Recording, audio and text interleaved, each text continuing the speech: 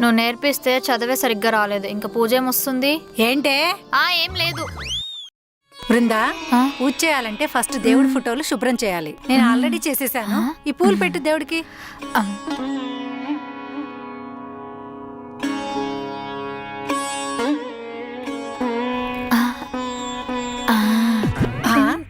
ఏంటి నా చెవిలో పెట్టావు? ఖాళీగా ఉందని. అదే అమ్మా, తల్లి కూడా దైవంతో సమానం అంటారు కదా, అందుకే పెట్టానమ్మా. ఇది చూడ్డానికి తింగరదానిలాగా ఉంటది గాని మంచిదే. బృందా, పూజ చేసేటప్పుడు ఒక పాట పాడాలి. నాన్న పాట పాడు. పాట పాడాలా? నాకేం రావే. పాడవే. పాడుతానమ్మా. ఆ దేవ దేవ దేవ దేవుడా, ఆ దేవ దేవ దేవ దేవుడా. ఏంటమ్మా అలా కొట్టావు? ఏంటి ఆ పాట? అమ్మా, నేనేం పాడుతూ తీయగలను, పార్టిసిపెంట్ కాదు పర్ఫెక్ట్ గా పాడడానికి. ఏదో కొంచెం అటు ఇటు అయితే లిరిక్స్, నువ్వే అడ్జస్ట్ అవ్వాలమ్మా. నేను అడిగేది పాడే విధానం గురించి కాదు, పాడే పాట గురించి. పూజలో పాట పాడమంటే పోకిర్లో పాట పాడతావేంటే? చంపలేసుకో, కళ్ళిపోతాయి. ఒసే, ఏమైనా కోరికలుంటే కోరుకో. దేవుడా, ఈసారైనా నేను డిగ్రీ పాస్ అయ్యేలా చూడు స్వామి.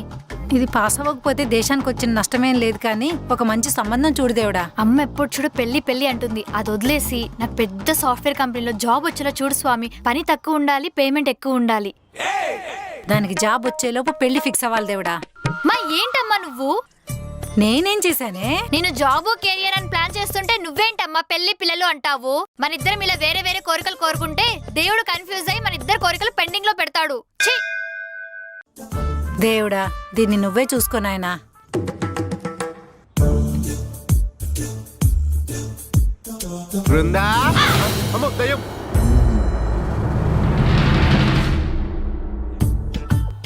దయ్యం కాదే, ఇది నా పెళ్ళామేనే.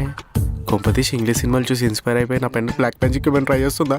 అమ్మో స్వామి స్వామి స్వామి, మా ఆయన హ్యాపీగా ఉండేలాగా చూడు స్వామి. బృందా, ఏం చేస్తున్నావే? పూజ చేస్తున్నానండి. చూస్తుంటే ఇది పూజలా లేదా, ఏదో చేతపనిలా ఉంది. అవేం మాట్లాడండి. పూజ అంటే దేవుడి పట్టాలు ఉండాలి కానీ బుద్ధుల బొమ్మ ఉందేంటే? అంటే మీకు మంచి బుద్ధులు ఇవ్వాలని. రండి కూర్చోండి, మొక్కుకోండి. ఈ అవతారం ఏంటే? అంటే పూజ చేసేటప్పుడు శారీ కట్టుకోవాలంట అండి. నాకు శారీ కట్టుకోవడం రాదు కదా, అందుకే ఇలా హెడ్ బాత్ చేశానండి. జుట్టు ఆరలేదు, అందుకే లూజ్ హెయిర్ వేసుకున్నా.